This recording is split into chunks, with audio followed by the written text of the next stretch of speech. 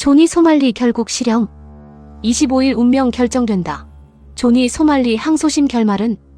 한때 한국을 떠들썩하게 만들었던 유튜버 조니 소말리. 그의 재판이 이제 마지막 국면에 접어들고 있습니다. 그런데 최근 열린 항소심에서 검찰이 다시 한번 징역 3년을 요구하면서 관심이 집중되고 있습니다. 과연 조니 소말리는 실제 실형을 받게 될까요? 아니면 항소심에서 결과가 바뀌게 될까요? 이번 사건이 다시 주목받는 이유는 단순히 한 외국인 유튜버의 재판이 아니기 때문입니다. 한국 사회와 법질서, 그리고 해외 콘텐츠 크리에이터의 책임 문제까지 연결돼 있기 때문입니다. 조니 소말리는 한국을 방문한 뒤 여러 차례 논란의 중심에 섰습니다. 특히 평화의 소녀상에 입을 맞추는 행동을 촬영해 공개하며 거센 비판을 받았습니다. 이뿐만이 아닙니다. 편의점과 거리 등에서 반복적으로 문제 행동을 벌였고 이를 콘텐츠로 제작해 수익을 올렸다는 비판도 제기됐습니다. 논란이 커지자 결국 수사기관이 움직였습니다. 이후 재판이 진행됐고 1심 재판부는 조니 소말리에게 징역 6개월을 선고했습니다. 그리고 법정 구속이 이뤄졌습니다. 당시 재판부는 국내 법질서를 경시한 행동이 반복됐고 사회적 파장이 크다고 판단했습니다. 하지만 여기서 끝나지 않았습니다. 조니 소말리 측은 판결에 불복하며 항소했습니다. 그리고 최근 열린 항소심에서 검찰은 다시 한번 징역 3년을 구형했습니다. 왜 검찰은 같은 형량을 다시 요구한 걸까요? 검찰은 조니 소말리가 단순 실수가 아니라 의도적으로 논란을 만들었으며 그 과정에서 수익을 얻었다고 주장했습니다. 또한 범행이 반복적으로 이뤄졌고 현재까지 피해 회복도 충분히 이뤄지지 않았다고 지적했습니다. 특히 한국 사회에 큰 논란을 일으켰음에도 그 책임이 가볍지 않다고 강조했습니다. 반면 조니 소말리 측의 주장은 달랐습니다.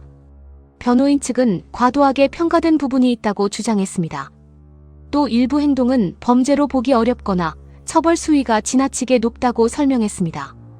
여기에 정신질환 치료를 충분히 받지 못한 상황도 영향을 미쳤다고 주장했습니다. 그렇다면 조니 소말리 본인은 어떤 입장을 밝혔을까요? 법정에서 그는 한국을 존중하지 못했던 행동에 대해 사과했습니다.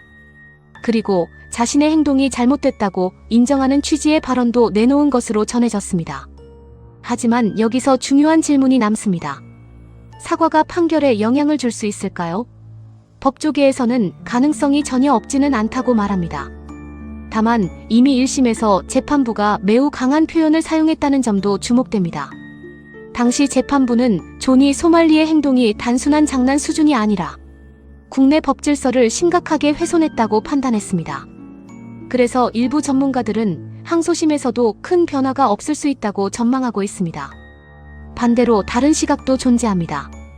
항소심 과정에서 반성 태도와 추가 자료가 제출됐다면 일부 감형 가능성을 배제할 수 없다는 의견도 나옵니다. 결국 핵심은 재판부가 그의 사과와 반성 의지를 얼마나 진정성 있게 받아들일 것인가에 달려 있습니다. 현재 많은 사람들이 주목하는 날짜는 오는 25일입니다. 이날 항소심 최종 선고가 예정돼 있기 때문입니다. 만약 원심이 유지된다면 조니 소말리는 실형을 이어가게 됩니다. 반대로 감형이나 다른 판단이 나온다면 논란은 다시 커질 가능성이 있습니다. 이번 판결은 단순히 한 사람의 형량을 결정하는 것을 넘어 사회적 논란을 콘텐츠로 소비하는 행위에 어떤 기준이 적용될지를 보여주는 사례가 될 수 있습니다. 과연 조니 소말리의 항소심 결과는 어떻게 나올까요? 검찰의 주장대로 징역형이 유지될까요? 아니면 재판부가 다른 판단을 내릴까요? 여러분은 이번 항소심 결과를 어떻게 예상하시나요? 댓글로 여러분의 의견을 남겨주세요.